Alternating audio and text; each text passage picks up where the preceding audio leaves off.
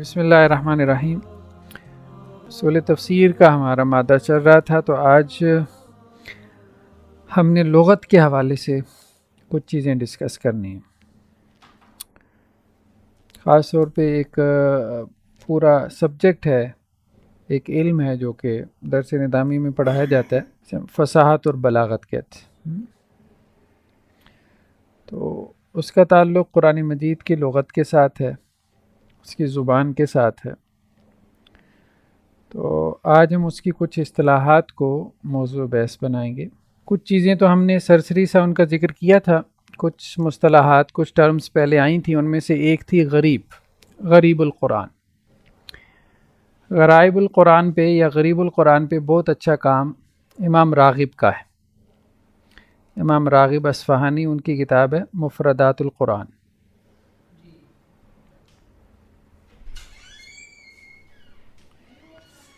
اس کا اردو میں ترجمہ ہو چکا ہے۔ تو غریب سے مراد وہ الفاظ ہیں قرآن مجید کے کہ جو شاذ و نادر عربی زبان میں یا اہل لغت کے یہاں استعمال ہوتے تھے، تو اس لیے عام طور پہ جو عرب تھے ان کو بھی ان کے معنی میں دقت پیش آتی تھی۔ جیسے قرآن مجید نے سورہ مدثر میں ایک لفظ استعمال کیا قسورہ کا۔ قسورہ کے مطلب ہے شیر۔ اب یہ لفظ عام طور پہ قسورہ کا لفظ شیر کے لیے استعمال نہیں ہوتا تھا، اسد کا لفظ استعمال ہوتا تھا۔ جیسے ہمارے ہاں بھی اسد اللہ نام رکھا جاتا ہے اللہ کا شیر، تو یہ اسد عربی زبان کا لفظ ہے۔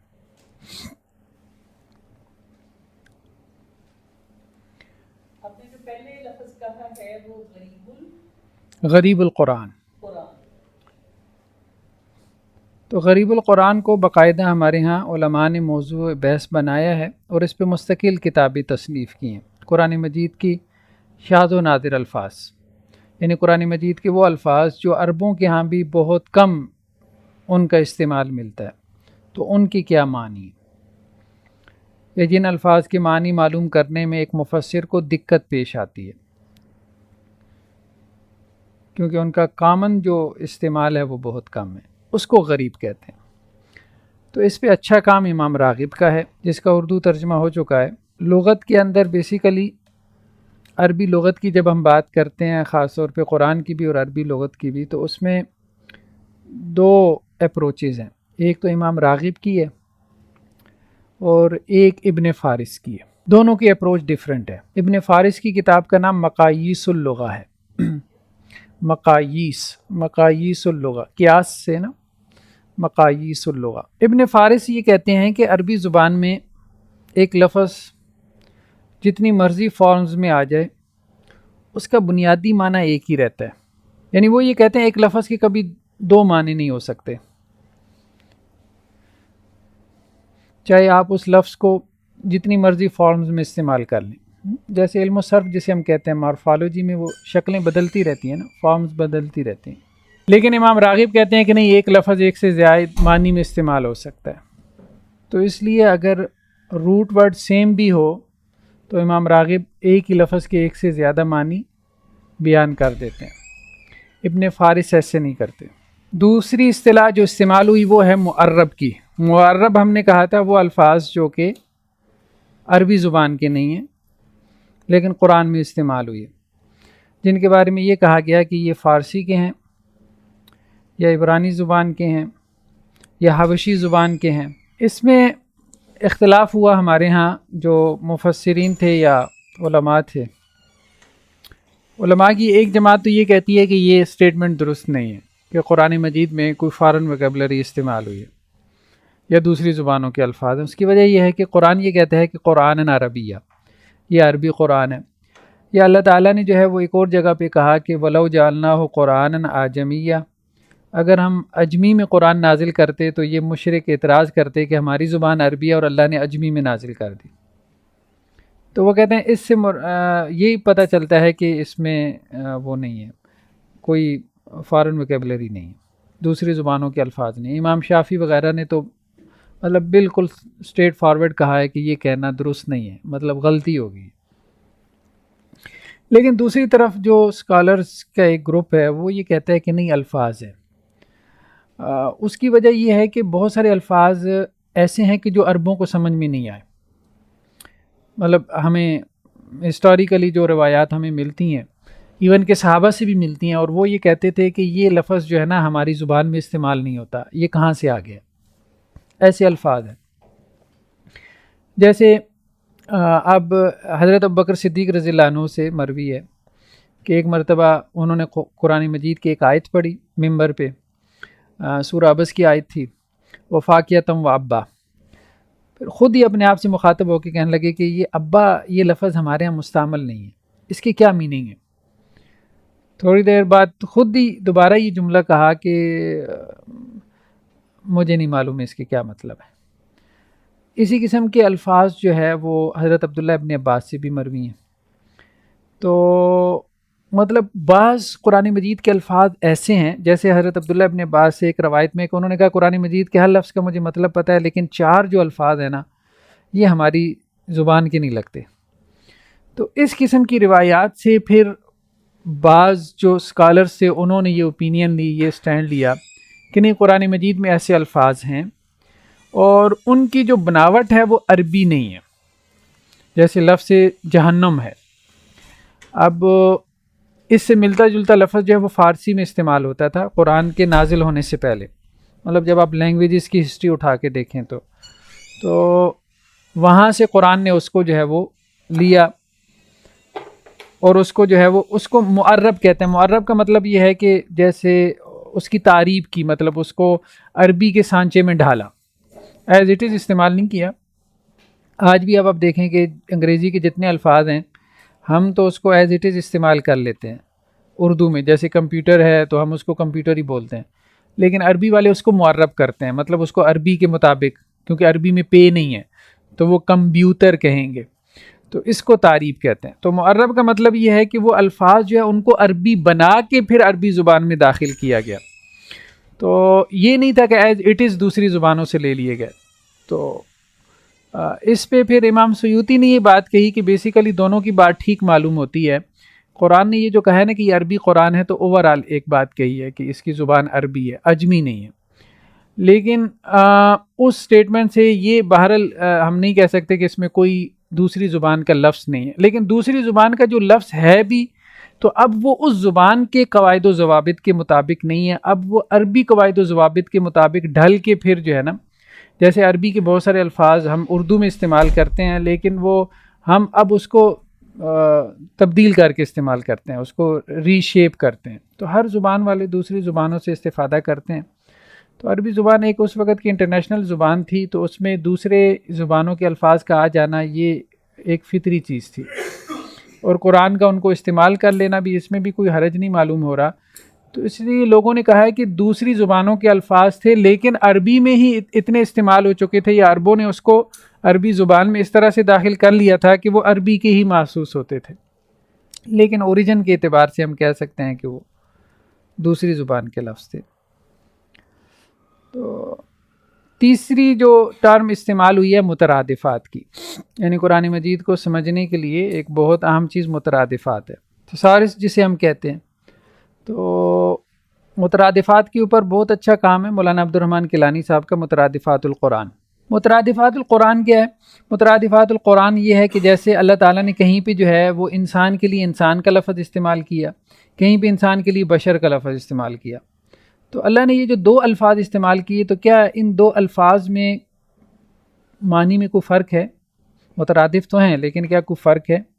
کہیں پہ بیوی کے لیے صاحبہ کا لفظ استعمال کیا، کہیں پہ بیوی کے لیے زوجہ کا لفظ استعمال کیا، کہیں پہ اس کے لیے امرأہ کا لفظ استعمال کیا، جیسے حضرت نوح اور حضرت لوط علیہ السلام کی بیویوں کے لیے۔ تو اب ان تینوں الفاظ میں کیا کوئی فرق ہے یا ایک ہی لفظ ہے، ایک ہی معنی ہے ان کا؟ تو یہ مترادفات القرآن کا جو ہے وہ موضوع ہے۔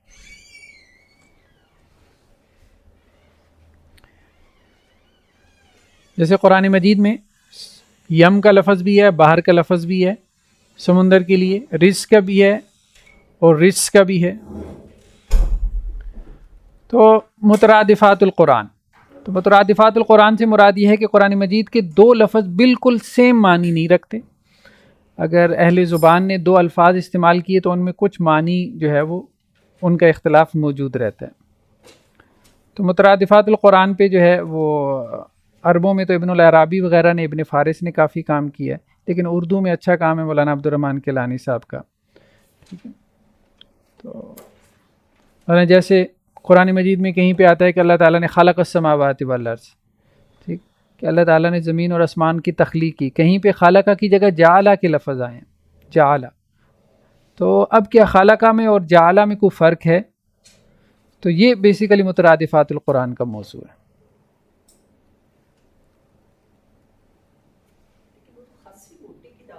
جی جی کافی موٹے ہیں. جی جی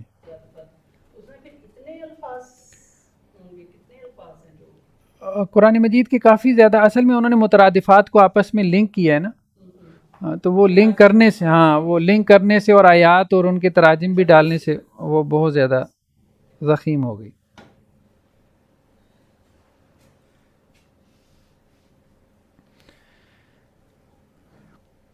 قرآن مجید کا ایک اور موضوع جو ہے وہ حقیقت و مجاز ہے. حقیقت اور مجاز، یعنی قرآن مجید کی صحیح تفسیر کرنے کے لیے، اس کے صحیح معنی بیان کرنے کے لیے، بلکہ تفسیر تو بات کی بات ہے، قرآن مجید کا صحیح ترجمہ کرنے کے لیے بہت ضروری ہے حقیقت و مجاز کے کانسیپٹ پہ گرپ حاصل ہو. یہ بھی لغت کی یعنی بلاغت کی بنیادی مباحث میں سے ہے. حقیقت کہتے ہیں کسی لفظ کی ریئل میننگ کو، یعنی حقیقی معنی سے مراد اس کے جو اصلی معنی ہے.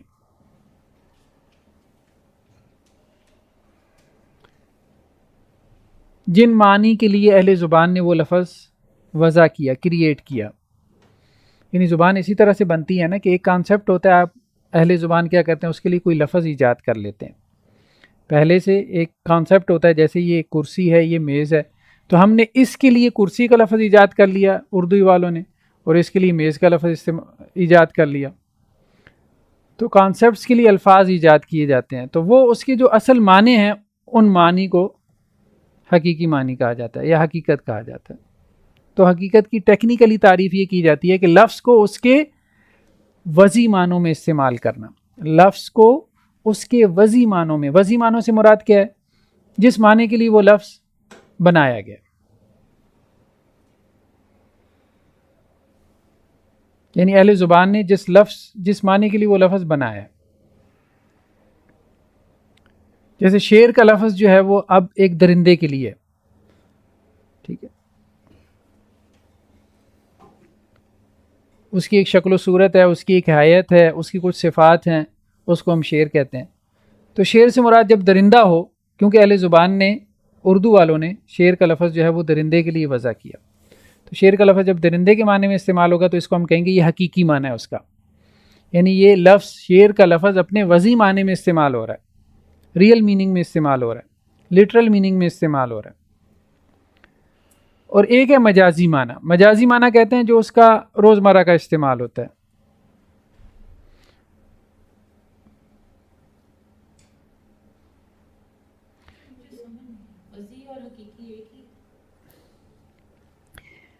جیسے اگر پہلے اس کو مثال سے سمجھے نا، اگر تو شیر کا لفظ آپ بولیں اور اس سے مراد آپ درندہ لیں، آپ کہیں میں نے چڑیا گھر میں شیر دیکھا، ٹھیک ہے، تو یہ اب شیر کا لفظ اپنے حقیقی معنی میں.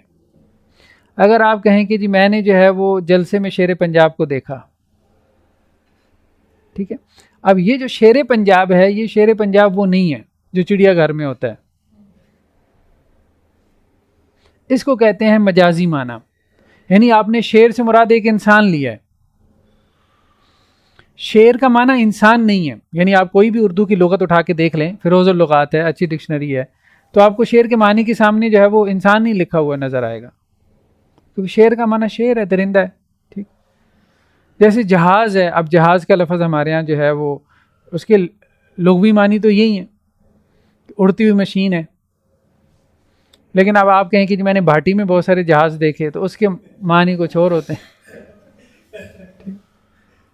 وہ اس کے جو ہے وہ مجازی معنی.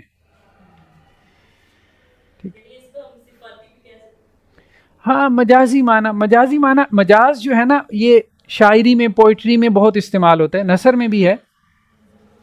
ٹھیک سر آپ نے ایک لفظ استعمال کیا تھا وضی, وضی معنی, وہ آپ نے مجازی کو کہا تھا؟ نہیں, وضع کا مطلب ہوتا ہے ایجاد کرنا, کریٹ کرنا, یعنی لفظ کو اس کے وضعی معنی میں استعمال کرنا, یعنی لفظ کو اس کے ان معنی میں استعمال کرنا جن معنی کے لیے وہ لفظ بنا ہے, جن معنی کے لیے اہل زبان نے وہ لفظ بنایا ہے, ایجاد کیا ہے. دیکھیں نا الفاظ ہم نے ایجاد کیے ہیں نا, خیال پہلے ہوتا ہے, لفظ بعد میں آتا ہے. آپ کے ذہن میں ایک تصور ہے نا, وہ تصور آپ اس کو کمیونیکیٹ کرنا چاہتے ہیں, دوسرے تک پہنچانا چاہتے ہیں. آپ کے ذہن میں میننگ ہے, آپ وہ میننگ دوسرے تک ٹرانسفر کرنا چاہتے ہیں, اس کے لیے آپ الفاظ کریٹ کرتے ہیں. تو معنی پہلے ہوتا ہے, خیال پہلے ہوتا ہے, میننگ پہلے ہوتے ہیں, لفظ بعد میں آتا ہے. تو زبان بعد میں ایجاد ہوتی ہے, کانسیپٹس پہلے ہوتے ہیں جن کی ضرورت ہوتی ہے. آپ اپنی فیلنگز, جذبات جو ہیں, ایموشنز جو ہیں, وہ دوسرے تک پہنچانا چاہتے ہیں نا, تو اس کے لیے آپ الفاظ وضع کرتے ہیں, یعنی بناتے ہیں, زبان بناتے ہیں, گھڑتے ہیں, اس کی کریشن ہوتی ہے. تو لفظ کو اپنے وضعی معنوں میں استعمال کرنا, یعنی لفظ کو اس معنی میں استعمال کرنا جس معنی کے لیے وہ بنا تھا. شیر کا لفظ کس معنی کے لیے بنا تھا؟ درندے کے لیے بنا تھا. بعد میں لوگوں نے اس کو استعمال کس معنی میں کرنا شروع کر دیا؟ بہت سارے معنی میں. تو اسی طرح سے جو ہے وہ الفاظ بنتے جو ہے وہ ایک اسپیسیفک میننگ کے لیے ہیں, بعد میں ان کا استعمال بہت ساری معنی میں ہونا شروع ہو جاتا ہے کسی ریلیونس کی وجہ سے. کوئی وہاں پہ تعلق ہوتا ہے, کوئی وجہ ہوتی ہے. تو لفظ اگر اپنے وضعی معنی میں استعمال ہو تو ہم کہتے ہیں یہ حقیقت ہے, اور اگر اپنے غیر وضعی معنی میں استعمال ہو, یعنی جس معنی کے لیے اس لفظ کو کریٹ نہیں کیا گیا, اس معنی میں اگر اس کا استعمال ہو تو پھر اس کو ہم کہتے ہیں کہ یہ مجاز ہے. خدا سے مراد اگر خدا ہو تو پھر یہ اس کا حقیقی معنی ہے, اور خدا سے مراد اگر شوہر ہو تو پھر اس کا یہ مجازی معنی ہے. جیسے شاعر عام طور پہ استعمال کر لیتے ہیں اس چیز کو. تو قرآن مجید میں اس کی مجاز کی بہت ساری اقسام استعمال ہوئی ہیں, بہت ساری صورتیں ہیں مجاز کی. حقیقت تو واضح ہے نا, حقیقت کی 3 قسمیں. ایک حقیقت لغوی ہوتی ہے, ایک حقیقت عرفی ہوتی ہے, ایک حقیقت شرعی ہوتی ہے. یعنی حقیقت سے مراد ریئل میننگ, جو اس کے اصل معنی ہیں. ٹھیک ہے. لغوی حقیقت یعنی اہل لغت کے ہاں, اہل زبان کے ہاں یہ لفظ اس معنی کے لیے. ٹھیک ہے. جیسے ہم نے شعر کی مثال لی.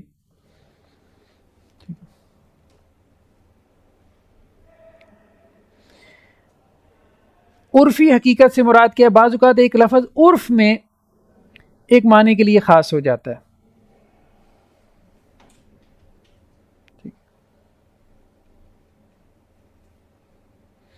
عرف میں ایک لفظ ایک معنی کے لیے خاص ہو جاتا ہے. جیسے گوشت کا لفظ ہے.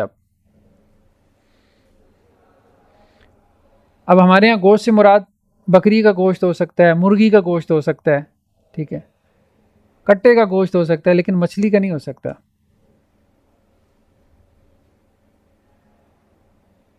گوشت سے مراد کیا ہے؟ مچھلی اس میں نہیں ہے, شامل نہیں ہے, حالانکہ ہے وہ بھی گوشت. یہ اس کی عرفی میننگ ہے. عرف میں یہ لفظ اس معنی میں کیا ہو گیا؟ اسپیسیفک ہو گیا, خاص ہو گیا. اگر بیگم صاحبہ شوہر صاحب کو کہیں بازار سے گوشت لے آؤ تو وہ مچھلی کبھی نہیں اٹھا کے لائے گا. ہاں یہ ہے کہ کبھی مرغی کا لے آئے, کبھی بکرے کا لے آئے, مچھلی نہیں لائے گا. اس کی وجہ کیا ہے؟ اس کی وجہ یہ ہے کہ عرف میں یہ لفظ جو ہے وہ جانور کے گوشت کے لیے. ہاں چھوٹا گوشت, وہ تو خیر تھوڑا آپ نے اس پہ سابقہ لاحقہ لگا دیا نا.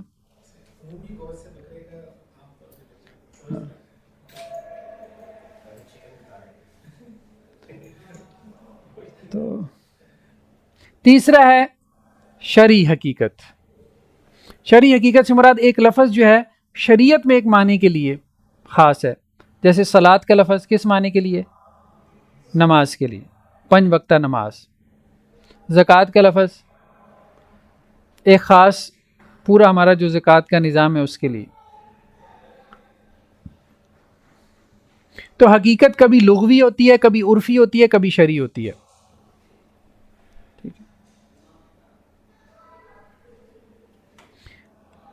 اور مجاز کی تو بہت ساری قسمیں ہیں. کسی نے 70+ بیان کی ہیں، کسی نے 30+ بیان کی ہیں، لیکن بہرحال چند ایک جو قرآن میں زیادہ استعمال ہوئیں.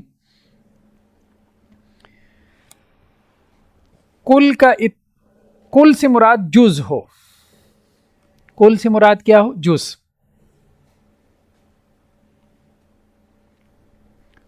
یعنی ہول سے مراد اس کا ایک پارٹ ہو. جیسے قرآن میں ہے یجعلون اصابعہم فی آذانہم، وہ لوگ ڈالتے ہیں اصابعہم اپنی انگلیاں، اصابع کسے کہتے ہیں؟ انگلیوں کو، فی آذانہم اپنے کانوں میں. اب یہ جو اصابع کا لفظ ہے، اصابع کا حقیقی معنی کیا ہے؟ انگلی. لیکن یہاں بھی مراد انگلی نہیں ہے، انگلی تو کان میں آتی نہیں ہے. یہاں سے مراد کیا ہے؟ انامل، پورے، انگلیوں کے پورے. یعنی انگلی بول کے مراد اس کا کیا ہے؟ ایک جز ہے. کل سے مراد اس کا جز ہے، کل نہیں ہے. جیسے قرآن میں ہے ایک اور جگہ پہ فمن شاہد منکم الشہر فلیصم، جو تم میں سے رمضان کے مہینے میں حاضر ہو تو وہ کیا کرے؟ فلیصم، وہ روزہ رکھے. ہو اس کا، یہ ہو ضمیر کس کی طرف لوٹ رہی ہے؟ شہر کی طرف. اور شہر میں دن اور رات دونوں شامل ہوتے ہیں. یہ چیز ہمارے اوپر واضح ہے نبی صلی اللہ علیہ وسلم سے کہ لغت سے؟ لغت سے بھی واضح ہے، نبی صلی اللہ علیہ وسلم سے تو ہے ہی ہے، لغت سے بھی واضح ہے. یہ تو ہم لغت کے اصول پڑھ رہے ہیں نا، لغت کے اصول ہے نا یہ. یعنی عربی لغت میں بھی یہ اصول استعمال ہوتے ہیں کہ کل سے مراد بعض اوقات جز ہوتا ہے. شہر سے مراد پورا مہینہ نہیں ہے، راتیں نکال کے آدھا مہینہ. آج کل جب وہ قیدیوں کو سزا ملتی ہے وہ بھی اسی طرح سے گنتے ہیں نا، دن رات کو 2 شمار کر لیتے ہیں. تو فمن شاہد منکم الشہر فلیصم، جو تم میں سے رمضان کے مہینے میں حاضر ہو تو وہ روزہ رکھے اس مہینے کا، پورے مہینے کا نہیں، مہینے کے دنوں کا. یعنی مہینے سے مراد مہینے میں سے اس کے دن، یعنی کل سے مراد اس کا ایک جز ہے. بعض اوقات جز سے مراد کل ہوتا ہے. یعنی جیسے قرآن میں فولی وجہ کا شطر المسجد الحرام، آپ اپنا چہرہ پھیر لیں. یعنی جب آپ نماز کے لیے کھڑے ہوں تو کیا کہا گیا؟ اپنا چہرہ، وجہ کہتے ہیں چہرے کو، اپنا چہرہ پھیر لیں مسجد حرام کی طرف. اب کسی کی پوری ڈائریکشن جو ہے وہ مشرق کی طرف ہو، صرف وہ چہرہ ایسے پھیر لے تو یہ مراد ہے؟ یہ نہیں. چہرے سے مراد کیا ہے؟ اس کی پوری باڈی. یعنی جز سے مراد کیا ہے؟ کل. جیسے قرآن میں ایک اور جگہ پہ ورکعوا مع الراکعین، رکوع کرو رکوع کرنے والوں کے ساتھ. تو اس سے مراد کیا ہے؟ صرف رکوع کرنا ہے. رکوع سے کیا مراد ہے؟ نماز. نماز پڑھو نماز پڑھنے والوں کے ساتھ. یعنی جز بول کے مراد کیا ہے؟ کل ہے. رکوع سے مراد نماز ہے.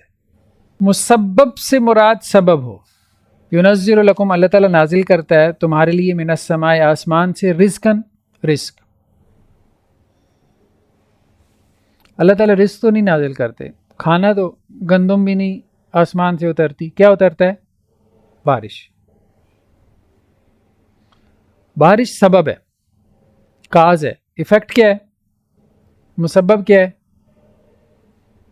رزق، جو اس سے پھل اور اناج پیدا ہو رہا ہے. تو ایفیکٹ سے مراد اس کی کاز لیے، رزق سے مراد مطر لیے، بارش لیے. کہ اللہ تعالیٰ تمہارے لیے آسمان سے رزق اتارتا ہے، مراد کیا ہے؟ بارش جو رزق کا سبب ہے، یعنی مسبب سے مراد سبب ہے، ایفیکٹ سے مراد کاز ہے۔ اسی طرح سبب سے مراد مسبب ہو، ما کانوا یستطیعون السمع، اللہ تعالیٰ نے کہا کافروں کے بارے میں کہ وہ سننے کی استطاعت نہیں رکھتے، حالانکہ سنتے تو تھے، سننے کی استطاعت رکھتے تھے۔ تو سننا سبب ہے کس کا؟ ایکسیپٹنس کا، قبولیت کا، ایمان لانے کا۔ تو یہاں سبب سے مراد کیا ہے؟ مسبب۔ کاز سے مراد اس کا ایفیکٹ ہے، یعنی کس کی استطاعت نہیں رکھتے؟ ایمان لانے کی، قبول کرنے کی استطاعت نہیں رکھتے۔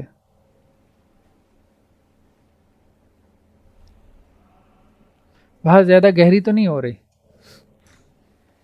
سمجھ آ رہی ہے؟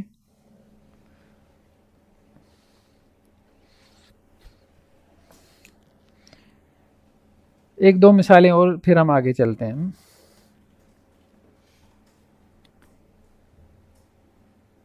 اعتبار ما کان، ماضی کا حال میں اعتبار کرنا۔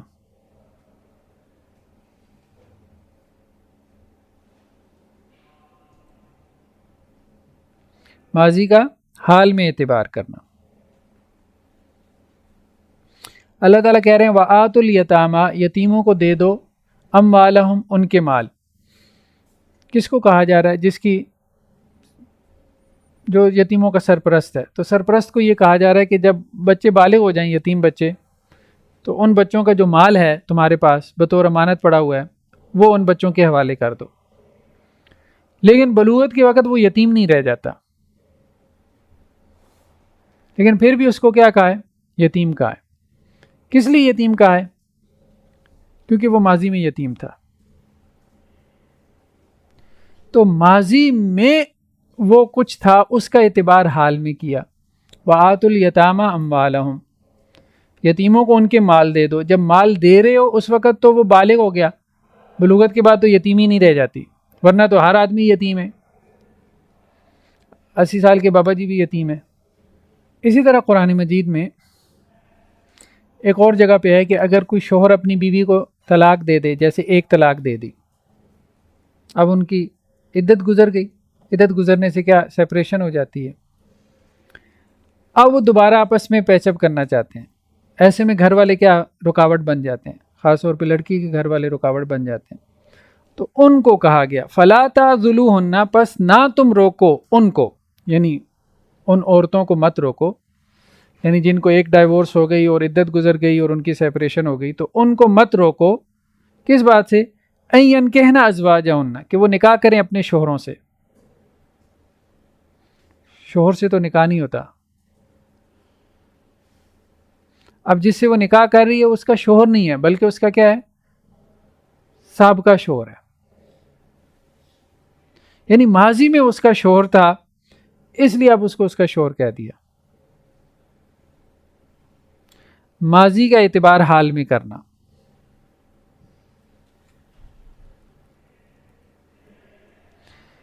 اعتبار ما یکون، یعنی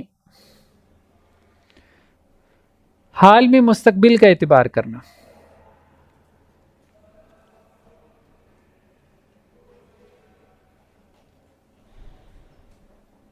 جیسے حضرت یوسف علیہ السلام کے قصے میں یہ بات آتی ہے نا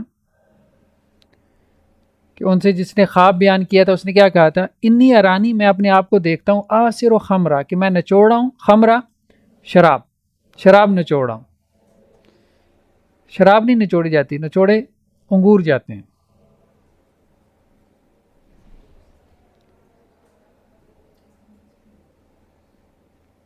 لیکن وہ انگور جو ہے وہ اپنے مستقبل کے اعتبار سے شراب تھے، تو اس لیے ان کا اعتبار کر لیا۔ یہ ایسی ہے جیسے کوئی بچہ جو ہے نا وہ حفظ کے لیے آپ داخل کروائیں، ابھی اس نے 2-4 پارے کیے اور آپ کہیں جی حافظ صاحب ہے، ابھی وہ حافظ نہیں بنا، لیکن اس کے مستقبل کا آپ اعتبار کرتے ہیں، اس کو کہتے ہیں اعتبار۔ یہ مجازن اس کو آپ حافظ کہہ رہے ہیں، کہنے کا مقصد یہ ایک بچہ جو MBBS کے دوسرے سیمسٹر میں ہے اور آپ اس کو ڈاکٹر صاحب کہنا شروع کر دیتے ہیں تو آپ اس کو مجازن کہہ رہے ہیں. ڈاکٹر تو وہ بنے گا نا، مطلب 5 سال کے بعد ڈگری حاصل کرنے کے بعد. لیکن یہ مجاز کا استعمال کہنے کا مقصد یہ کہ ہر زبان میں ہے، اور قرآن نے بھی اس کا استعمال کیا، کثرت سے استعمال کیا، کہ ایک لفظ کو کبھی اس کے حقیقی معنی میں، ریئل میننگ میں، اور کبھی اس کے مجازی معنی میں. پھر مجازی آگے استعارہ، میٹافر پیدا ہوتا ہے.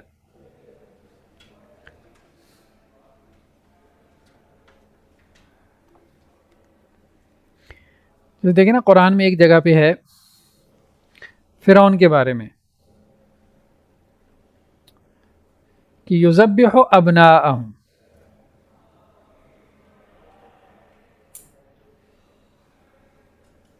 فرعون کیا کرتا تھا؟ بنی اسرائیل کے بچوں کو ذبح کرتا تھا. فرعون تو نہیں ذبح کرتا تھا،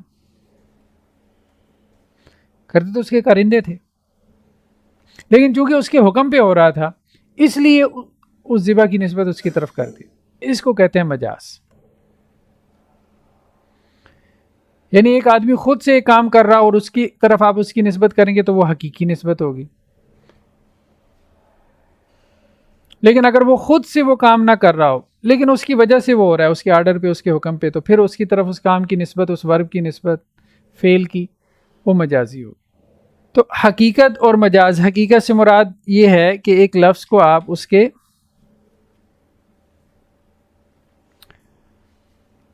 وضعی معنوں میں استعمال کریں، اور مجاز سے مراد یہ ہے کہ ایک لفظ کو آپ اس کے جو معاشرے میں رائج معنی ہیں ان معنی میں استعمال کریں. وہ بہت سارے ہو سکتے ہیں.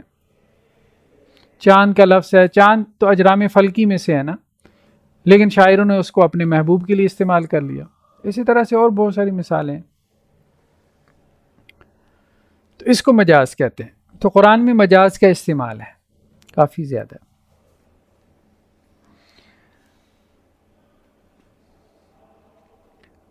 اگلی جو بحث ہے وہ ہے حقیقت و مجاز کے بعد ایجاز، یعنی اختصار. ایجاز کہتے ہیں اختصار کو، کسی چیز کو مختصر کرنا، اور اتناب، کسی چیز کو لمبا کرنا. قرآن مجید میں ایجاز کے بہت سارے جو ہے وہ اسالیب استعمال ہوئی، یعنی اختصار کے. تھوڑا کلام زیادہ معنی، اس کو ایجاز کہتے ہیں. تھوڑے الفاظ میں زیادہ بات کر جانا، یہ ایجاز ہے. جیسے قرآن مجید میں آیت ہے ان اللہ یامر بالعدل والاحسان، اللہ تعالیٰ تمہیں عدل اور احسان کا حکم دیتا ہے. اب اس کے بارے میں بعض مفسرین نے کہا، جیسے کہ عبداللہ ابن مسعود رضی اللہ عنہ نے، کہ یہ جو قرآن مجید کی آیت ہے اس میں اللہ تعالیٰ نے خیر اور شر، جتنا بھی خیر ہے جتنا بھی شر ہے، سب جمع کر دیا. اللہ تعالیٰ نے 3 چیزوں کا حکم دیا نا، 3 چیزوں سے منع کیا. ان اللہ یامر بالعدل والاحسان وایتاء ذی القربی، عدل کا حکم دیتا ہے اللہ تعالیٰ، احسان کا اور رشتہ داروں کو دینے کا. وینہی عن الفحشاء والمنکر والبغی، بے حیائی سے روکتا ہے اللہ تعالیٰ، منکر سے روکتا ہے اور ظلم سے. تو اللہ تعالیٰ نے ہر خیر اور شر کو جمع کر دیے، یعنی کوئی بھی خیر ایسا نہیں ہے جو ان 3 کیٹیگریز میں نہ آتا ہو، اور کوئی بھی شر ایسا نہیں ہے جو ان 3 کیٹیگریز سے باہر ہو. تو یہ قرآن مجید کا گویا کہ ایجاز ہے. اب ویسے تو خیر اور شر، گڈ اینڈ ایول، اس کی آپ فہرستیں بنانا چاہیں تو وہ تو ہزاروں میں بن جائیں گی نا. نہیں، قرآن کی نہیں ہوئی. ابھی جو عربی کے اندر ابھی تغیرات ہو رہے ہیں، ہر زبان، جیسے ہماری اردو، اب دیکھیں اب تو یہ اردو نہیں رہ گئی، بلکہ اب تو ایک ٹرم استعمال ہوتی ہے اورگیزی کی. اردو انگریزی ہے یہ بیسیکلی جو زبان ہم بولتے ہیں. عربی کے ساتھ بھی ایسا ہوا ہے، لیکن عربی میں پھر تقسیم ہو گئی. ایک وہ جسے ہم عربی معلیٰ کہتے ہیں، کلاسیکل عربک، وہ اسی طرح سے محفوظ ہے، اس کی علیحدہ سے گرامر ہوتی ہے. ٹھیک ہے. اب جو ماڈرن عربک ہے وہ علیحدہ سے پڑھائی جاتی ہے، کلاسیکل عربک علیحدہ سے پڑھائی جاتی ہے. مطلب اگر ہم ماسٹر کریں گے نا عربی میں تو علماء جو ہیں وہ ان کو زیادہ شدھ بدھ نہیں ہے ماڈرن عربک کی. لیکن یہ ہے کہ کلاسیکل عربک میں وہ ایکسپرٹس ہوتے ہیں. بالکل ایسے ہی جیسے انگلش لٹریچر ہے وہ کلاسیکل ہے اور جرنلزم جو ہے وہ آج کل کی زبان ہے. آج کل کی زبان. تو اس لیے قرآن کی زبان محفوظ ہے کیونکہ ہر دور میں ہر صدی میں کتابیں لکھی جاتی رہیں تفسیر پہ حدیث پہ، وہ سب عربی میں ہے لٹریچر. تو انہی کو پڑھنے پڑھانے میں ان کی زندگیاں گزرتی ہیں، وہی ان کی زبان بن جاتی ہے. اور عام طور پہ جو ہے نا وہ یہ جو ماڈرن لینگویج ہے جسے ہم سلینگز وغیرہ کہتے ہیں، یہ تو سمجھ بھی نہیں آتی، علماء کو سمجھ بھی نہیں آتی کہ یہ کیا بولی جا رہے ہیں. وہ تو انہوں نے حروف کو بھی بگاڑ دیا. جیسے عربی جو ہے وہ غین کو جو ہے وہ جیم بولتے ہیں، جمعہ کو گما کہتے ہیں، ہاں گاو بولتے ہیں، ہاں گاو بولتے ہیں، جیم کو گاو بولتے ہیں. تو ہاں اسی طرح سے اور بھی ہیں، اسی طرح 14-15 کے قریب ہیں ایکسنٹس ہیں عربی کے جو ماڈرن عربک ہے، اور ہر ایکسنٹ جو ہے وہ دوسرے سے ڈفرینٹ ہے. کلاسکس جو ہے نا وہی رہتے ہیں، وہ لنگوسٹکس میں آتا ہے، کلاسک وہی رہتا ہے. جیسے آپ دیکھیں نا شیکسپیئر تو شیکسپیئر رہے گا، بھلے آپ بعد میں جتنے مرضی پیدا کر لیں. ہر زبان کے ساتھ تو وہاں پہ بھی شیکسپیئرز ہیں، عربک میں بھی ہیں، اور انہوں نے قرآن کی عربک استعمال کی.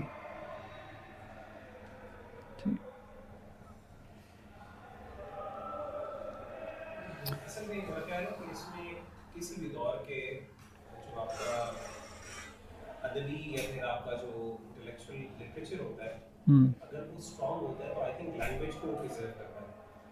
مطلب اب آپ دیکھیں کہ ہمارے پاس 15 سینچری کی یعنی ایون اگر آپ کی بات کریں 14 سینچری سی ای میں ہمارے پاس لٹریچر ملتا ہے انگلش کا بھی. جیفری چوسر جیسے لوگ موجود ہیں جن کی لینگویج آج بھی پرزرو ہے، جن کے اسپیلنگس بھی الگ ہیں، جن کی گرامر بھی الگ ہے، سب کچھ الگ ہے، لیکن وہ 14 سینچری سی ای کے ہیں.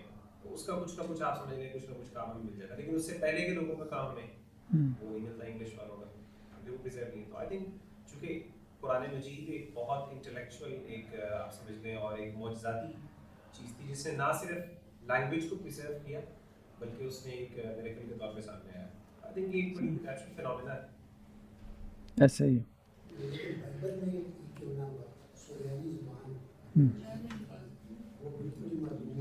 معلوم.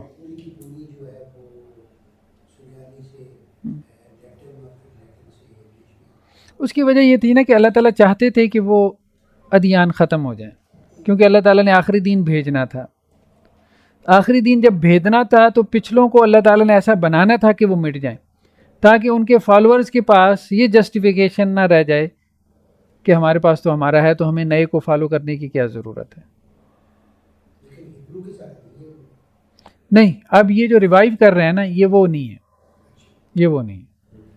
ابھی جو اسرائیل میں جو ابھی انہوں نے اس کو کیا ہے بہت حد تک، لیکن یہ وہ چیز نہیں ہے جو تورات کی عبرانی تھی، یہ وہ نہیں ہے.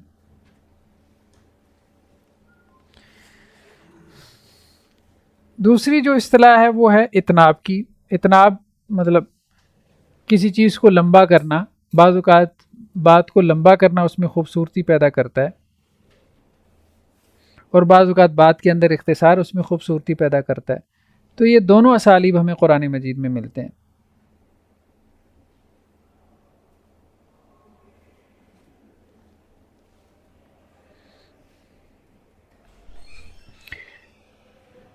جیسے قرآن میں لا تتخذوا الہین اثنین، نہ تم بناؤ الہین، دو معبود. الہین کا مطلب بھی دو معبود، پھر اس کو دوبارہ کہہ دیا دو، اثنین.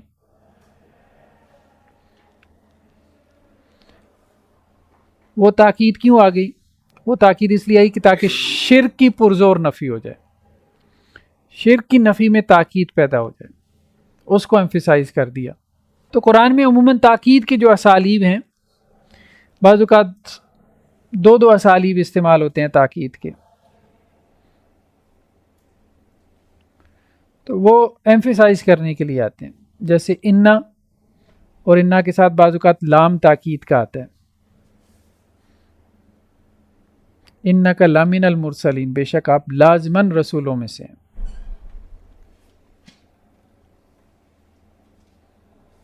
حالانکہ اتنا کہنا بھی کافی تھا، آپ رسولوں میں سے ہیں، بے شک آپ رسولوں میں سے ہیں، یقیناً آپ رسولوں میں سے ہیں. تو اس طرح سے مختلف درجات ہیں تاکید کے.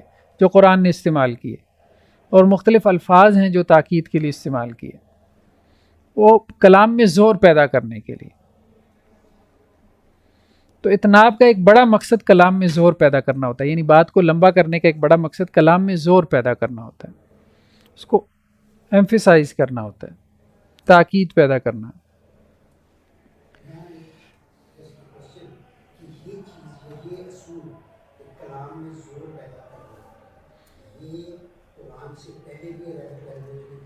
جی تھا، اس کو استعمال، یہ جتنے بھی اسالیب ہیں ہم نے پڑھے ہیں، ایجاز ہے، اتناب ہے، حقیقت ہے، مجاز ہے، یہ سب قرآن سے پہلے، میٹافر ہے، پھر تشبیہ ہے، سملی جسے کہتے ہیں، یہ سب قرآن سے پہلے استعمال ہوتے تھے۔ مجھے لگتا ہے کہ اللہ تعالیٰ نے انسان کو بنایا بھی کچھ ایسا، خود ہی ایسا ہے نا، جی جی، واقعی وہ زوردار چیز، ریپیٹیشن، یہ چیزیں آدمی پہ اپنا الگ امپیکٹ ڈالتی ہیں۔ اسی لیے تو ان کو کہا گیا نا کہ تمہاری زبان میں قرآن نازل ہوا۔ واقعی زور کی بات کا ضرورت محسوس ہاں ایسے ہی ہے۔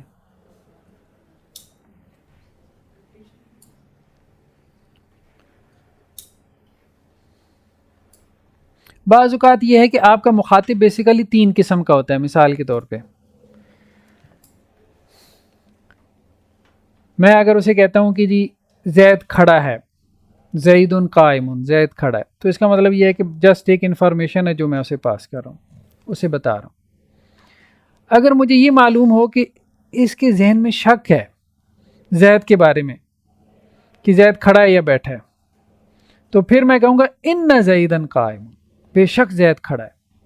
یعنی اگر میرا مخاطب، میں جو بات کرنے جا رہا ہوں، اگر میں یہ سمجھتا ہوں کہ میری بات کے حوالے سے پہلے سے یہ ڈاؤٹ فل ہے، تو پھر میں تاکید کے لیے انّا استعمال کروں گا۔